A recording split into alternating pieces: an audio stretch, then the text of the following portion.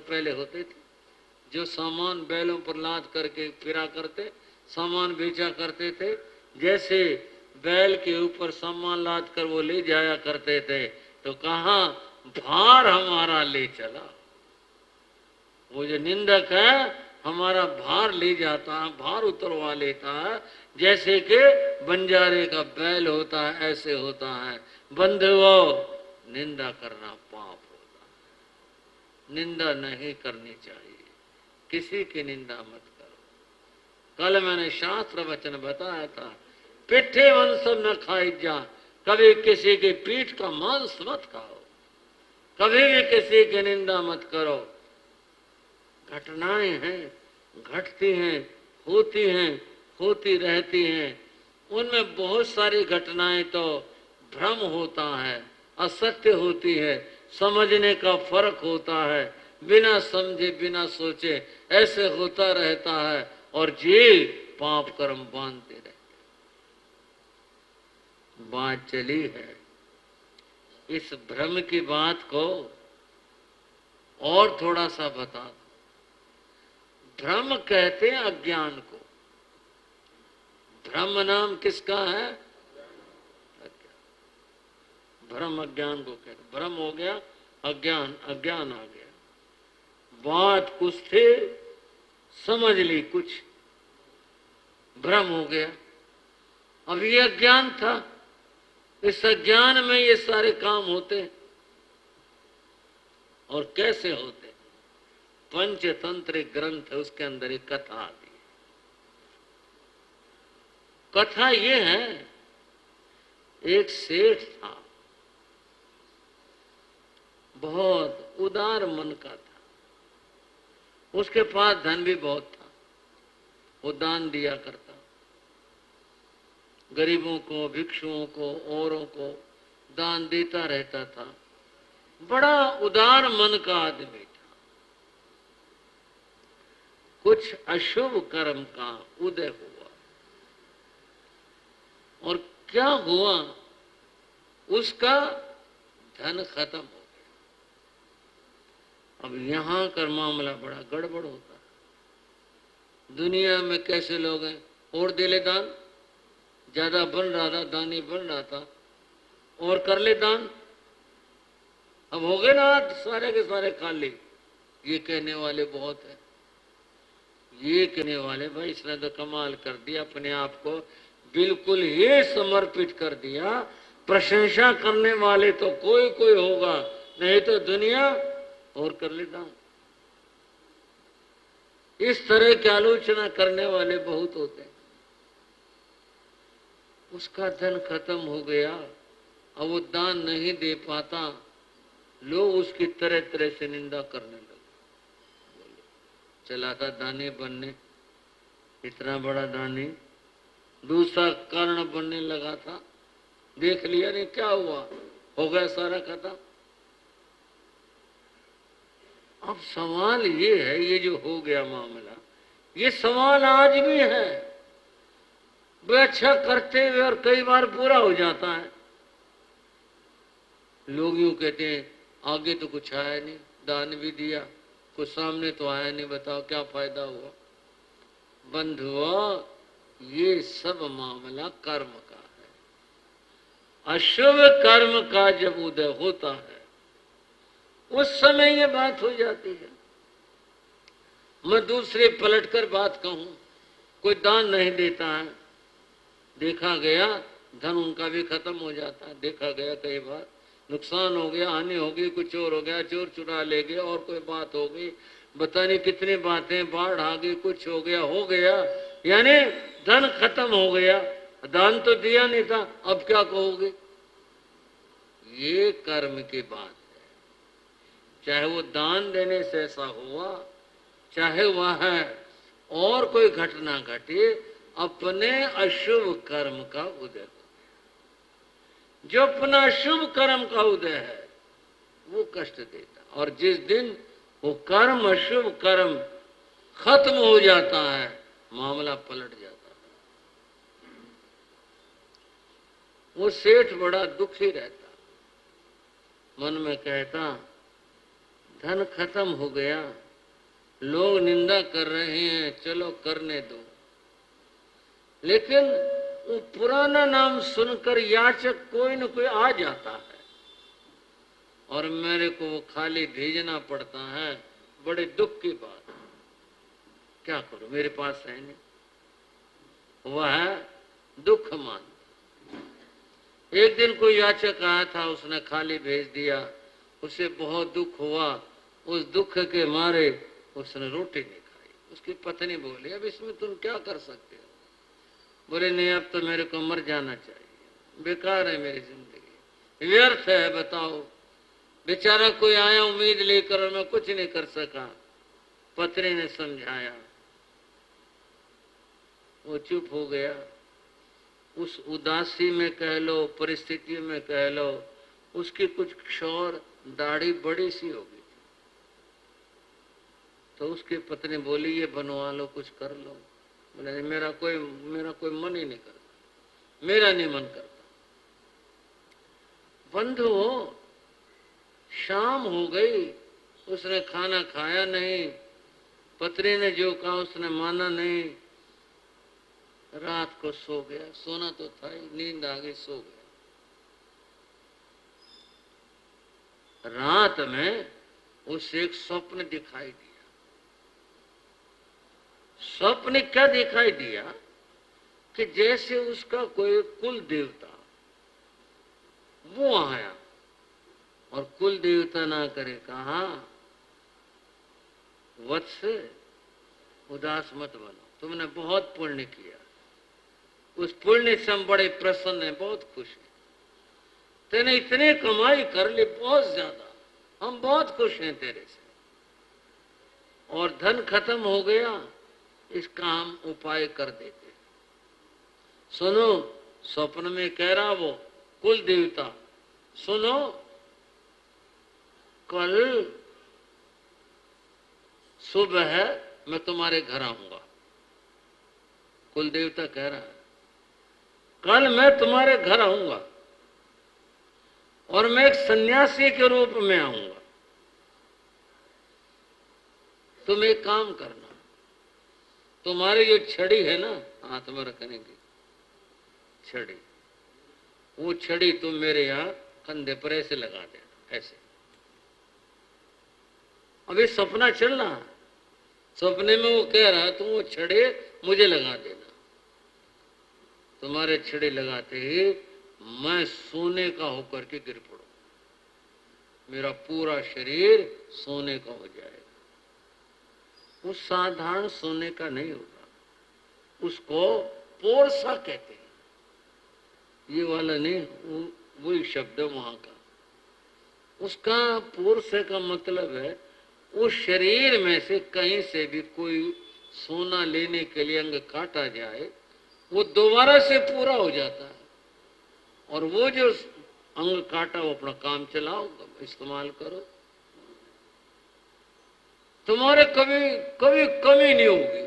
कितना दान दे लेना, कुछ भी कर लेना, कितना खर्च कर लेना, तुम उस पोरसे को अपने उसमें रखना, खजाने में। जितना तुम्हें जरूर है तो अपने इस्तेमाल करते रहना। कल मैं आऊंगा सवेरे। उसकी आंख खुल गई। उसने कहा, ये सच्चाई है, एक स्वप्न है, ये क्या बात है? समझ में नहीं आ रही बात। बताओ, वो यूं कह गया कि मैं कल आऊंगा, क्या पता क्या मन का भ्रम है, ख्याल है, क्या बात है, कैसे है। दिन निकल आया।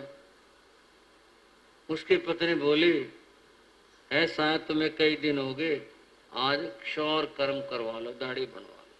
और उसने नाई को बुला लिया। नाई आ गया, कल इनके दाढ़ी बना दो।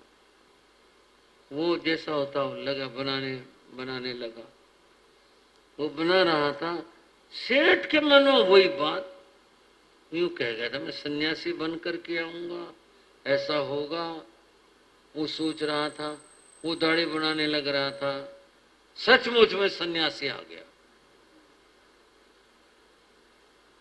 सन्यासी आया तो एक बार उसने सोचा, ये वो रात वाली बात सच है या क्या है देखो। या सोचा यार आए हुए सन्यासी को छड़ी मारना तो बड़ी बुरी बात होगी।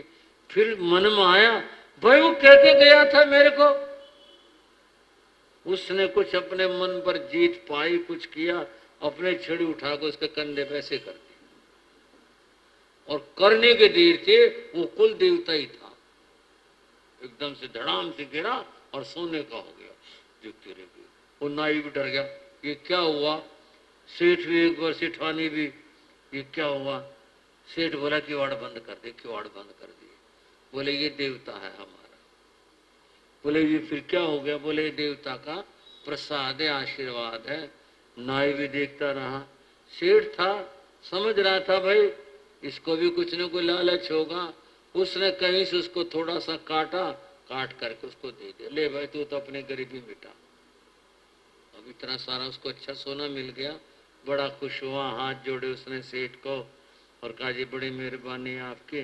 बोले भाई किसी को कहना मत, ये बात बताना मत किसी को। बोले ना जी मैं क्यों बताऊंगा, मेरे क्या जरूरत है, अपने को तो सोना मिल गया, बड़ी मेहरबानी हुई।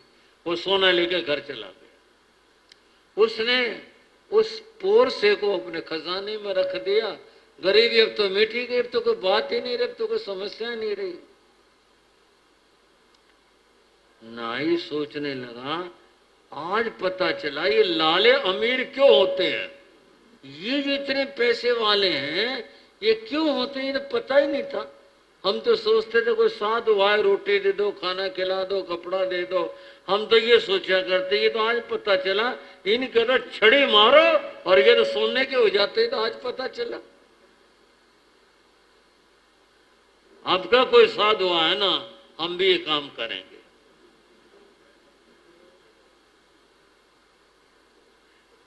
करना नहीं काम। कोई आप आगे सन्यासी आया ना हम भी ये काम करेंगे। वो सन्यासी नहीं आके दे कोई, वैसे तो आते रहते थे, आए नहीं। वो गया बाजार में और बाजार में जाकर एक बड़ी मजबूत सी लाठी लेके आया। ला करके उसने लाठी अपने घर में रख ली और हर रोज सन्यासी का इंतजार करता। एक बार कुछ सन्यासियों का दल 10, 5, 20 नगर में आकर पता चला कि वे सन्यासियों का दल आया है। वो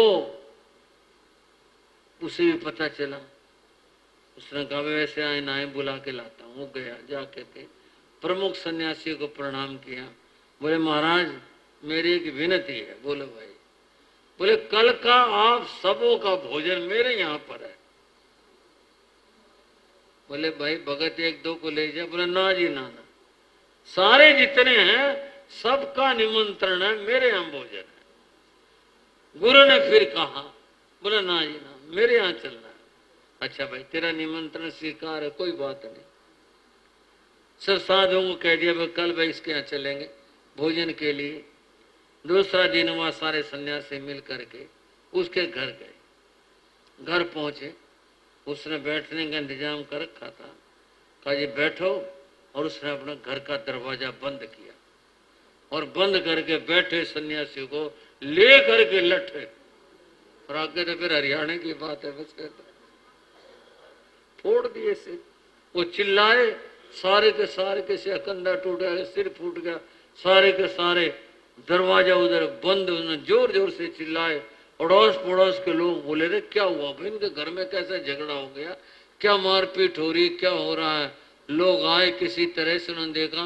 बोले रे ऐसा पाप करने लग रहा तो सन्यासियों को मारने लगा। बोले ये सोने के होते ही नहीं, मैं तो मारूंगा जब तक ये सोने के नहीं हो जाए। पागल हो गया तो सोने के कैसे हो जाएंगे ये।